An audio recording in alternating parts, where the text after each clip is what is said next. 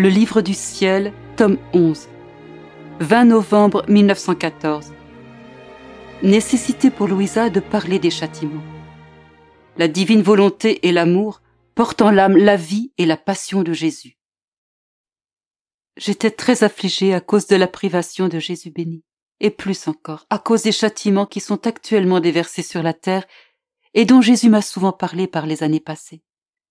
Il me semble réellement que durant toutes ces années où il m'a gardée au lit, nous avons partagé le poids du monde en souffrant et en travaillant ensemble pour le bien des créatures. Il me semble que mon état de victime place toutes les créatures entre Jésus et moi, et qu'il n'enverrait aucun châtiment sans me prévenir. Ainsi, j'intercéderais tant auprès de lui qu'il couperait de moitié les châtiments, ou même qu'il n'en enverrait aucun. Oh, comme je suis terrifiée par la pensée que Jésus aurait pris sur lui tout le poids des créatures en me laissant de côté, comme si j'étais indigne de travailler avec lui. Une affliction plus grande encore m'accable. Dans les petites visites qu'il me fait, il me dit souvent que les guerres et les fléaux qui surviennent actuellement sont peu de choses comparativement à ce qui vient, bien qu'il me semble que ce soit beaucoup trop.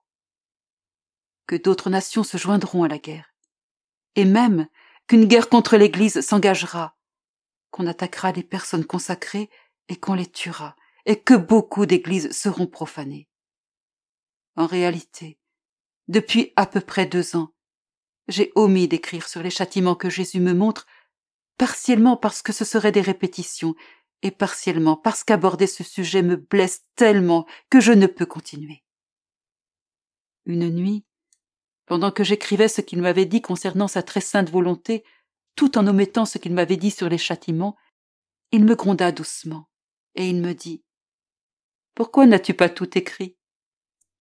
Je répondis « Mon amour, ça ne me semblait pas nécessaire, et de plus, tu sais combien ce sujet me fait souffrir. » Il poursuivit « Ma fille, si ce n'était pas nécessaire, je ne t'en parlerais pas. Puisque ton état de victime est rattaché aux événements que ma providence aménage pour les créatures, et comme le lien qui existe entre toi, moi et les créatures, de même que tes souffrances pour prévenir les châtiments, sont mentionnées dans tes écrits.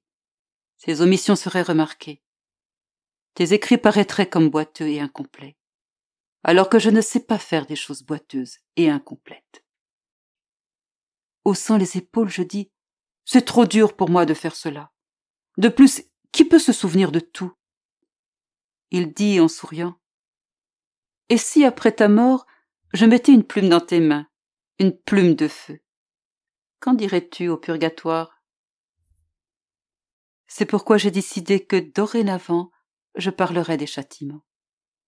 Et j'espère que Jésus me pardonnera mes omissions. Et comme j'étais très affligée, Jésus me prit dans ses bras et il me dit « Ma fille, garde ta bonne humeur. L'âme qui vit dans ma volonté n'est jamais séparée de moi.